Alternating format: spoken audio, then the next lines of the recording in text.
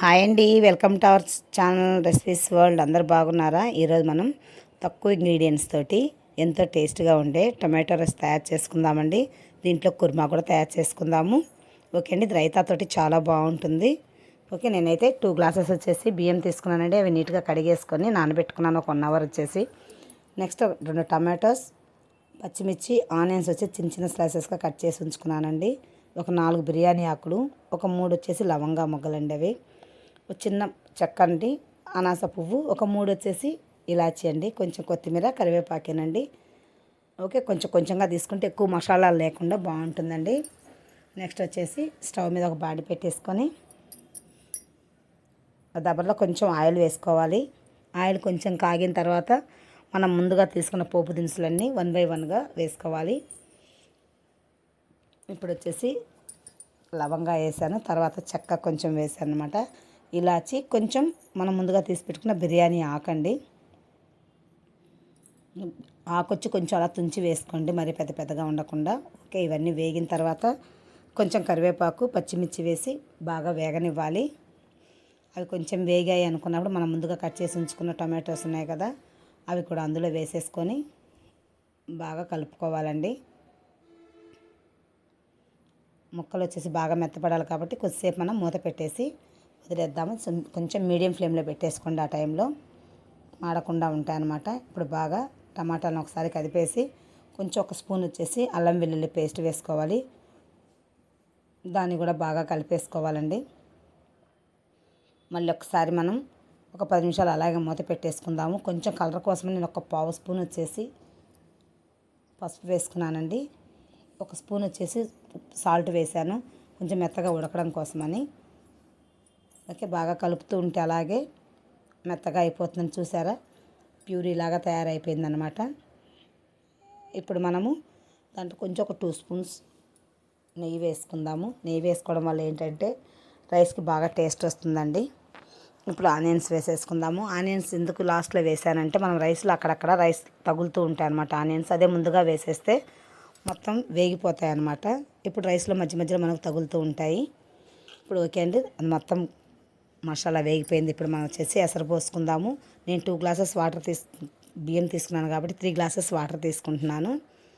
మీరు క్వాంటిటీని బట్టి తీసుకోండి. ఇప్పుడు 3 గ్లాసెస్ వాటర్ అయితే పోసాను. కొంచెం ఉప్పు వేసుకోండి అండి, మనం ముందుగా దాంట్లో వేసుకున్నాం కాబట్టి కొంచెం చూసి వేసుకోండి. ఓకే, ఇప్పుడు మూత పెట్టేసుకొని ఎసరు కాగనివ్వాలి. ఎసరు కాగిపోయింది. మనం ముందుగా తీసి ఉంచుకున్న బియ్యం మొత్తం అందులో వేసేసుకొని కలిపేసుకోవాలండి. ఈ ఎసరికి అవి సరిపోతుందన్నమాట. ఇప్పుడు అది ఉడుకుతూ ఉంటుంది. మనం వేరే స్టవ్ మీద కర్రీ తయారు చేసుకుందాము. ఒక స్టవ్ మీద బాండి పెట్టేసి అందులో మనం ముందుగా చూపించిన పోపు దినుసులు కొంచెం కొంచెంగా వేసుకొని కరివేపాకు, పచ్చిమిర్చి అన్నీ వేసుకొని బాగా కలుపుకోవాలన్నమాట. ఇప్పుడు వచ్చి మనం టొమాటోస్ కూడా వేసుకొని కొంచెం బాగా మెత్తగా మగ్గనివ్వాలండి. ఏదైనా కర్రీ చేసేటప్పుడు టమాటో ముందుగా మెత్తగా మగ్గితే కర్రీ బాగా టేస్ట్ వస్తుందన్నమాట. అది బాగా మెత్తగా మగ్గడం కోసమే కొంచెం సాల్ట్ వేస్తాము. ఓకే అండి, అది కూడా మెత్తగా బాగా మగ్గిపోవాలన్నమాట, కొంచెం కూడా ముక్కలు ముక్కలుగా లేకుండా. అలా ఈ కర్రీ కూడా చాలా బాగుంటుందండి.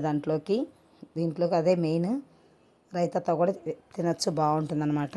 ఇప్పుడు టమాటాలు మనకు కొంచెం దగ్గరికి ఉడికాయి కాబట్టి కొంచెం అల్లం వెల్లుల్లి పేస్ట్ కూడా వేసేసి కలిపేసుకుందాము.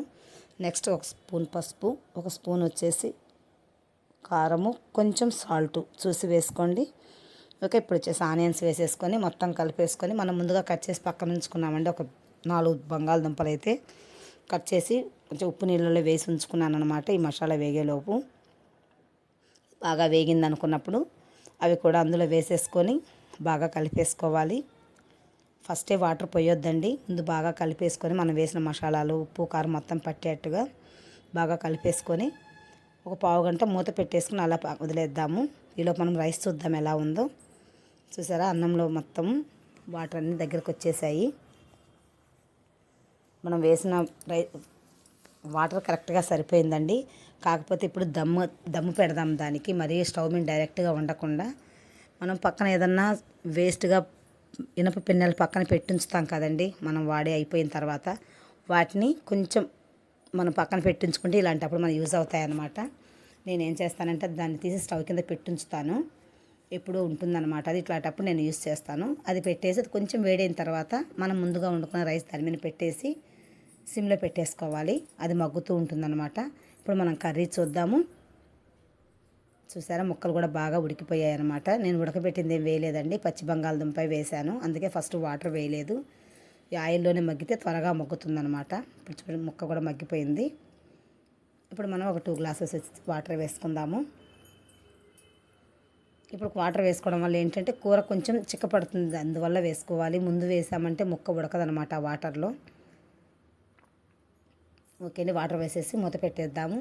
కొంచెం ఉడికింది అనుకున్నప్పుడు తీసి చూద్దాం తర్వాత. ఇప్పుడు మనం రైస్ చూద్దాం. చూడండి, రైస్ ఫుల్గా వచ్చేసింది. ఇప్పుడు మనం కొత్తిమీర వేసేసుకొని ఒక 10 నిమిషాలు వచ్చేసి మూత పెట్టేసి అలా వదిలేసేద్దాము. ఆల్మోస్ట్ అయిపోయిందండి మనకు రైసు.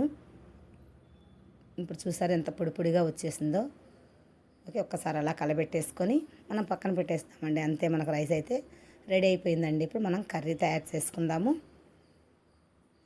కర్రీ కూడా ఉడికిపోయిందండి. ఇప్పుడు మనం ముందుగా అల్లం వెల్లుల్లి పేస్ట్ వేసేసాం కాబట్టి ఇప్పుడు మనం ఫైనల్గా కొంచెం ధనియాల పొడి వేసేసుకోవడమేనండి. నేను ఈ ధనియాల పొడిలో కొంచెం కొబ్బరి, కొంచెం పుట్నాల పప్పులు వేసి అలా మిక్సీ పట్టి పెట్టుకున్నాను అనమాట. అలా వేసుకోవడం ఎందువల్ల అంటే కర్రీ తొందరగా చిక్కబడిపోతుంది, గ్రేవీ వస్తుంది మనకు బాగా కలుపుకోవటానికి. ఓకే అండి, ఇది కూడా తయారైపోయింది. ఇప్పుడు మనం కొంచెం కొత్తిమీర చల్లేసేసుకుందాము. అంతే అండి, కూర కూడా రెడీ అయిపోయింది. ఎంతో టేస్టీగా ఉండే టొమాటో రైస్, రైతా, బంగాళదుంప కుర్మాతోటి ఎంతో టేస్ట్గా ఉంటుందండి. ఒక్కసారి మీరు కూడా ట్రై చేసి చూడండి. తక్కువ ఇంగ్రీడియంట్స్ చేసామండి, చాలా బాగుంటుంది. ఓకే, ఈ వీడియో మీకు నచ్చినట్టయితే లైక్ చేయండి, షేర్ చేయండి, సబ్స్క్రైబ్ చేయండి.